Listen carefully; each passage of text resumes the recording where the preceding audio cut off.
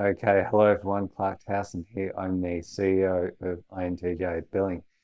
Today's video, I'd like to discuss an article from Reason magazine, that's reason.com. The title of this article is Regulation Kills Innovation. So these entrepreneurs didn't ask for permission. Very interesting article. There's an accompanying video to this article. I'll see if I can include the video at the end of this video as well, so you can watch that. I'm going to go through this article and I'm going to make some comments on it. So, from SpaceX and Tesla to Uber and Lyft, many of the most successful companies thrived without the government's stamp of approval. And this article is by John Stossel. I'm a big fan of John Stossel, just to let you all know. America has so many regulations that today, often the only way to do something new, to create something great, to prosper, is to ignore rules. Minutes before SpaceX launched a rocket, the government told the company that the launch would violate its license. SpaceX launched anyway. CEO Elon Musk says the Federal Aviation Administration has a quote-unquote broken regulatory structure, and that there is simply no way that humanity can become a spacefaring civilization without major regulatory reform. But reform isn't likely. While businesses must constantly adjust to survive, once bureaucrats create regulations, they have no incentive to repeal them, ever. Instead, they add hundreds of new ones every year. Musk complains that government can over-regulate industries to the point where innovation becomes very difficult. The auto industry used to be a great hotbed of innovation, but now there's so many regulations that are intended to protect consumers. Regulation for cars could fill this room. So Musk broke rules to make Tesla the success that it is. He knew he couldn't innovate if he obeyed all of them. He flaunted the rules of the US Securities and Exchange Commission, even tweeting that the SEC stands for suck Elon's you know what. So far, he's gotten away with it. So have a few others. In my latest video, Adam Thierer, author of Evasive Entrepreneurs and the Future of Governance, explains why rule breakers are the best hope for innovation. When 23andMe came out with genetic testing by mail, he says, they didn't get a permission slip from the Food and Drug Administration. They just started providing that service. Once the bureaucrats noticed, they ordered 23andMe to stop offering health insights based on genes. The product was off the market for over a year. That stopped genetic testing by other companies too, says Thierer. Smaller players saw what the government did and said, I don't want that to happen to me. This delayed innovation for years. Maybe the only way to succeed today is to break the rules, I suggest. Yes, says Thierer, just go out and try doing it. A group of parents whose children have diabetes did that. They developed software that helps people track blood sugar levels. Their hashtag is we are not waiting, says Thierer. What are they not waiting for? For the Food and Drug Administration to approve new insulin monitoring devices. Instead, they built them themselves. These devices were better than regulatory approved devices. They were better than regulatory approved devices. But it only happened because they had the courage to do it without permission. Innovations come out of nowhere, Thierer points out. The problem is law sometimes blocks all of that and says, thou shalt not until you get a permission slip. That's the death of entrepreneurialism. Ride-sharing companies such as Uber and Lyft prospered only because they didn't ask for permission. They just created ride-sharing apps. By the time sleepy bureaucrats noticed and took steps to regulate Uber and Lyft to death, the company had so many satisfied customers that politicians were afraid to crush them. Some regulation is useful. The alternative isn't zero rules. If a product is dangerous, says Thierer, it can be recalled. You can be sued. But don't treat innovators as guilty until proven innocent. It's easier to see how absurd regulators can be when you look at old regulations. In 1982, after Sony's Walkman came out, a New Jersey town banned wearing them while walking. You couldn't wear headphones because they would be a danger to yourself, laughs the era. Sometimes laws stop making sense. Governments need to adapt. COVID-19 persuaded some governments. Suddenly it was okay if private companies made virus tests, if nurses and doctors practiced in other states, if doctors used telemedicine without obsessing about stupid privacy rules, if liquor companies made hand sanitizer, etc. All sorts of people started doing really interesting entrepreneurial things to try to help each other out, says the era. Those laws needed to change, the era concludes, but most changed only because people evaded the system. Right? Very interesting article from Reason. It's reason.com. John Stossel, been a big fan of his for many years now. I think this article is spot on, right?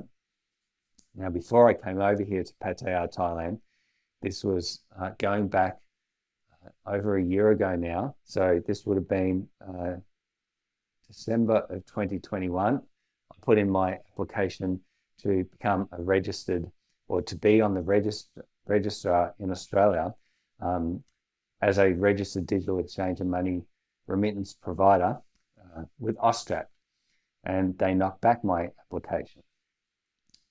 In my application, I actually provided a whole lot of details, including a screencast of the new technology that I was pioneering, right? The use of Bitcoin Lightning Network hot wallets for sex workers. Not sure if they watched that presentation, but I did include a link to it in the documents that I submitted to them, right? Now, of course, Austrac knocked me back. So said I'm not allowed to provide these services, but I'm over here in Pattaya, Thailand anyway, and I'm developing this business anyway. And whilst I haven't officially launched yet, everything is ready to go, right? All the technology is in place, all the procedures are in place. I've done some trial work with some of these sex workers over here. Everything's in place to create a successful service doing what I'm doing. Was it a mistake for me to ask permission from the Australian government if I could do this first? Should I have just done it? Well, I'm over here in Pattaya, Thailand, not under the administration of the Australian government whilst I'm over here, right? I'm an Australian citizen, but I'm in a foreign country. So I'm covered under Thai laws, right? So I'm going to need to ask the Thai government for permission, of course, right? What does that look like? Well, that looks like registering a Thai company, applying for a work permit, applying for a business class visa, coming back into Thailand on that business visa, going through all that process to get set up as a registered Thai company, and then providing services over here. Now, there are some services that I will be able to provide, and some that I won't be able to provide, that the Thai government would not give me a license to operate in. So I'm going to have to just do as much as I can legally, and the stuff that I can't do legally, I either have to not do, right, or do it under the table. And I haven't made a decision of how I'm going to operate or which way I'm going to go with that. The problems that I see in this environment, I am not worried too much about the Thais. My biggest worry in this environment is actually my fellow Farang. Okay, now why do I say something like that? Well, what I see in this environment, there are a lot of retired Farangs, okay, from Western countries who are living over here in Pattaya, who have got a lot of time on their hands. And if I piss them off for whatever reason, if I make a mistake for any reason, if I cause any of them trouble, or if they just don't like me for whatever reason, if I do everything right, but perhaps they're watching these videos and they say, I don't like that Clarke, I don't like that guy Clarke Towson, I don't like what he's doing, I'm going to dub him into the Thai government and let the Thai government deal with him. Now, that might happen once I set up over here and start operating services legally as much by the book as I possibly can. Right? Because remember, at the moment, I haven't actually started offering any services over here because I can't, because I'm not on a business visa. I've got to come back into Thailand to get that on that business visa, register the Thai company, get the work permit, so on and so forth. So all this concept work and all this IP that I've developed for my Australian company has to be transferred over to my future Thai company before I can do anything. But I'm most worried, I guess, about my fellow Westerner. I don't think I'm going to have too many issues or too many troubles with the Thais. I just don't. I think it will come from other Westerners for their own reasons, right? And I could do everything right, but this is part of the problem, right? That regulation kills innovation. So, the service that I'm pioneering over here is highly innovative, right? Creating Bitcoin hot wallets, both custodial and non-custodial, for the sex workers in this environment, right? Now, Bitcoin is currently not legal in Thailand for payments. It's legal for investment purposes. It's not legal for payments. So that's another thing that I've got to wait for that rule, that regulation to change, right? On the other hand, right, given that I've got everything ready to go, I could just start providing services, right? If I did that, then I'm operating outside the law. I would be an illegal business, and that I wouldn't have permission to operate. Now, should I do that? Well, that's what Uber did. That's what Lyft did. That's what SpaceX did. That's what Tesla did, right? They all operated outside the law. They just went and did the thing. They said, right, here is a market that is ripe for innovation. Let's just go into it and let's just do the innovative thing. Let's just do it, right? And to hell with what the regulations say, to hell with the government says, we're just going to do it. We're going to put it out there, right? I'm very tempted to do the same, right? But part of the reason for these videos, right, for me being up on camera as a computer scientist, someone who is not used to being in the public eye, is because the regulator said no to me back in Australia, because I want to highlight this important technology, BTC Pay server, that I've put out on the street here in Thailand. It's because I want people to see this is the solution for censorship-resistant payments to sex workers, not just here in Pattaya, Thailand, but worldwide, right? Worldwide. Any brothel owner out there who's got a number of staff who wants to accept payments in a censorship-resistant way, any red light area around the world, people who are operating businesses in those red light areas who are watching my videos, this is the solution. This is how we do it, right? I'm sure wherever you're watching this video from, you're going to have rules and regulations in your country of origin that says you shall not do this, right? Look at the faces of the people that I'm helping over here in Pattaya, Thailand, right? I guess this is a message to regulators, right? To the Australian regulator, to the Thai regulator, okay? What about Ladyboy Oi? What about Ladyboy Sarah? Okay? What about Ladyboy Benz? Do these people deserve to be able to accept Bitcoin payments in a censorship-resistant manner? Because the regulators, all right, my message to you is, by you saying no, saying, all right, these people, right, can't accept Bitcoin payments. And it just seems ridiculous to me, right? Ridiculous to me. So the functionality is there. I've provided that functionality. I'm over here. I can help them receive that Bitcoin, right? So, yeah, this is an interesting article, right?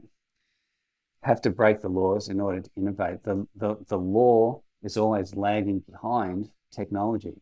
And this is the thing. I'm constantly coming up against this as an entrepreneur, as a computer scientist. Right? I'm constantly looking through legislation. And the law didn't anticipate that software like BTC Pay server would come along, that anybody could be empowered to be their own bank and their own payment processor, right? The law did not anticipate that situation. So the laws were set up at a time before the software existed. Now, I'm over here, I'm utilizing that software to, with the purpose of providing services to a group of people over here who have been underserved by payment companies in the past, right? Um, it just really makes you think. Let's say if I did become a criminal, what would be my crimes? Okay, right. So imagine I turn to crime, right? There's different types of crime, of course. There's street level crime where someone's just a thug and they've robbed a place or they've bashed someone or they've done something like that, right? What kind of crimes would I be committing if I just started providing services now? All right, let's think about this, right? And remember that I'm not providing services at the moment. I've just got a concept and my intention is to do things legally. But if I was to start offering services now and to say to hell with it and just innovate, let's see, it would be visa crime because I'm on a tourist visa. It would be uh, not setting up a Thai company.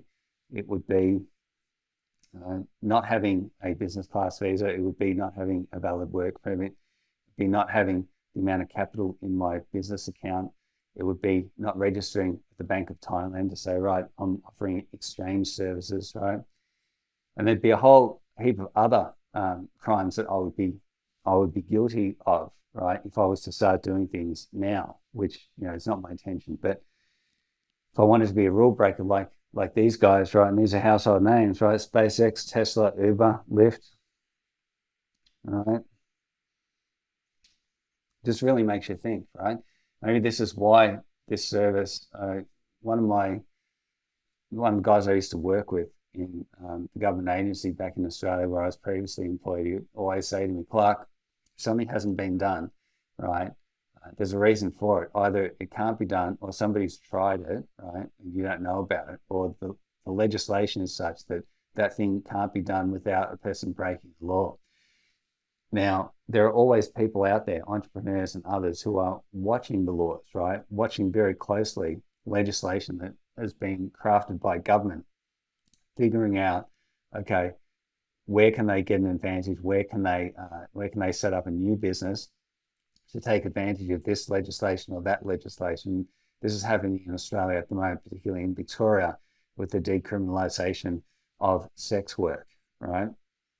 So there's opportunities that are coming up based upon that, and there's many other examples that I could give, but I think you get the point, right? So yeah, have a read through this article, and I've read through it, but maybe have another read through it, and I'll include the video at the end of this video because it is very, very interesting.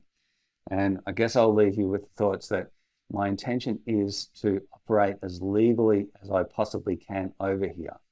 Okay. As legally as I possibly can.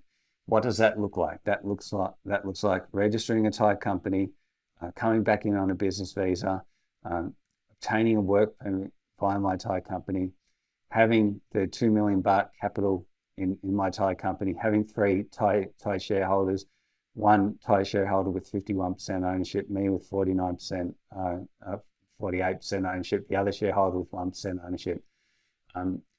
Having a Thai business bank account or corporate bank account, and the laundry list of other requirements I have to satisfy, right, in order to just get started, just get to the starting line over here, right, and then start offering services.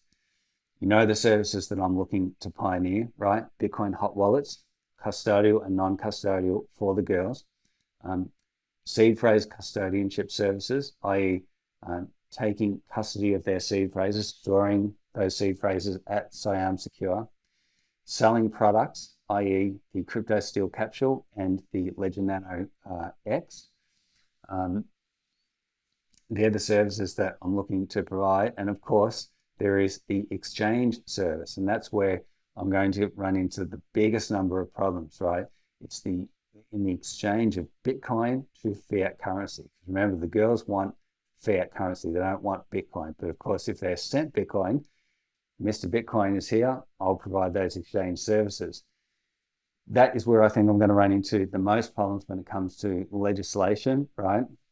Legislation, capital requirements, all this laundry list of stuff that I'd be covered under Thai legislation with the Bank of Thailand and it just goes on and on, right? That's where I think I'll have the most number of issues. But to get to that point, of course, first, I've got to set up those Bitcoin hot wallets for 700 sex workers in Soy 6. So there is a possibility that Western men can send the Bitcoin in the first place, right? So yeah, these things, I mean, what does the legislation say for something like this, right? There's no legislation that I can see for the setting up a Bitcoin hot wallet for people, right? Other than, okay, I have to have a Thai company. Sure, I could go and work for a Thai company, but what Thai company is going to say, okay, Clarke, we're going to give you 100% complete autonomy. You want to set up Bitcoin hot wallets for all these sex workers. We're going to grant you a work permit and we're going to employ you to do exactly that. No Thai company is going to give me that opportunity. It has to be me registering my own Thai company so that I've got that autonomy that I'm able to do that, right?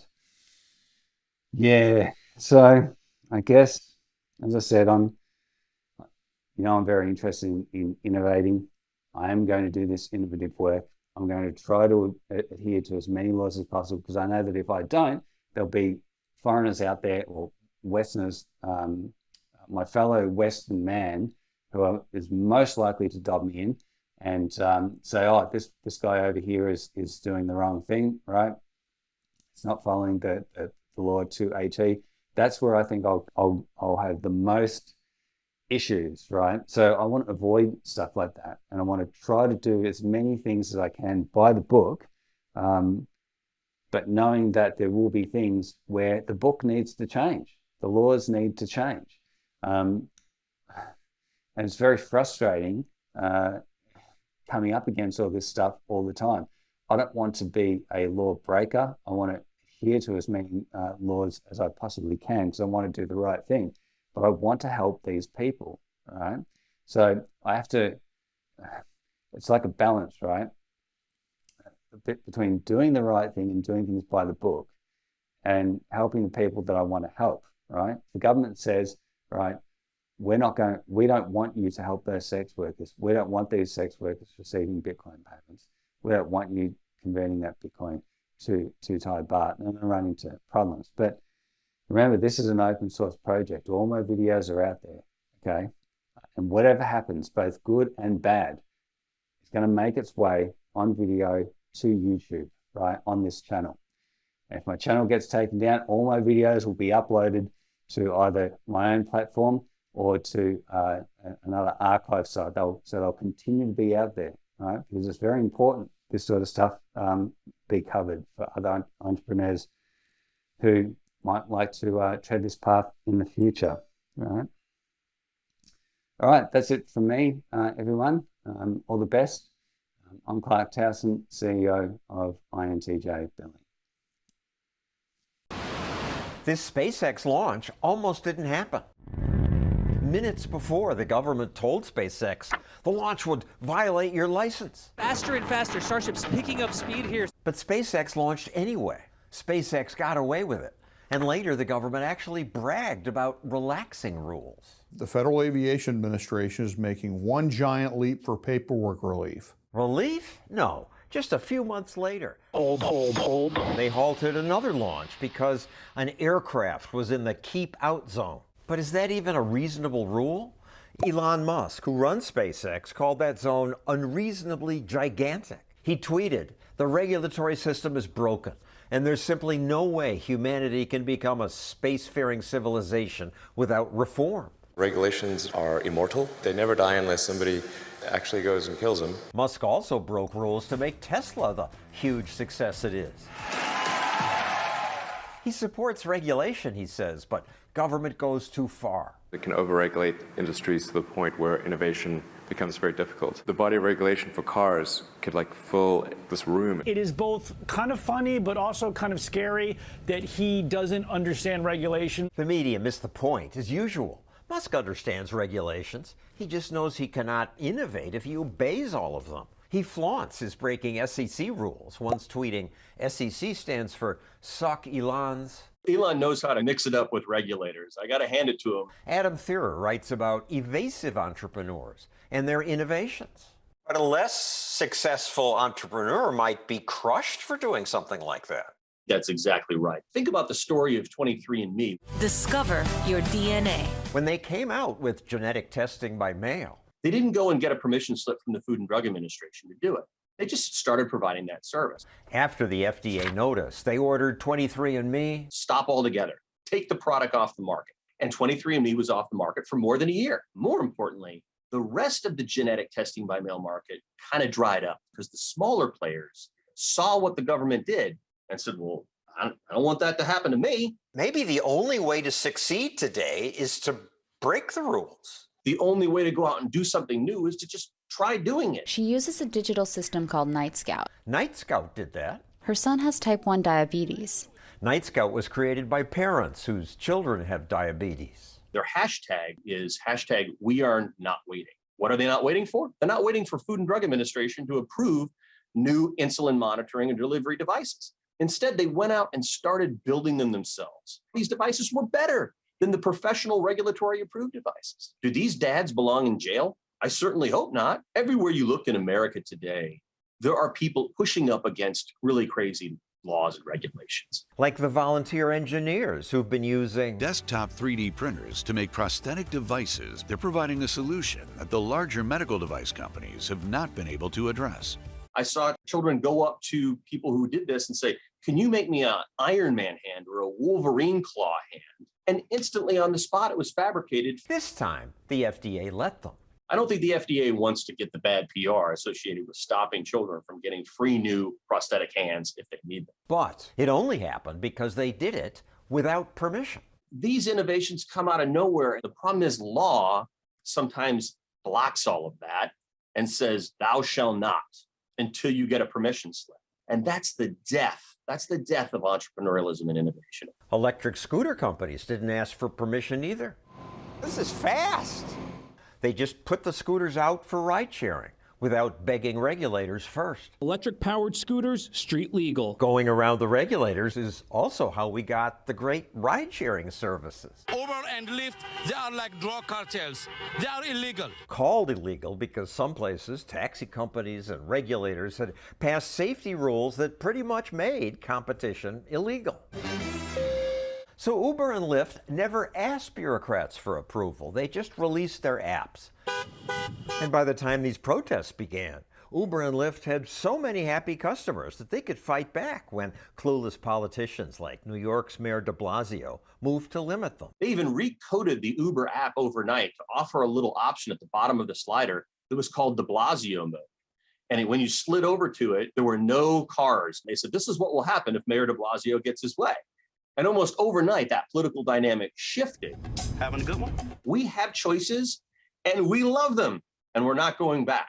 Some people are now experimenting with drone-like hoverboards. Things like drones and driverless cars, this offers society enormous benefits that we don't want to forego because our regulators say, well, it doesn't fit into our regulatory playbook.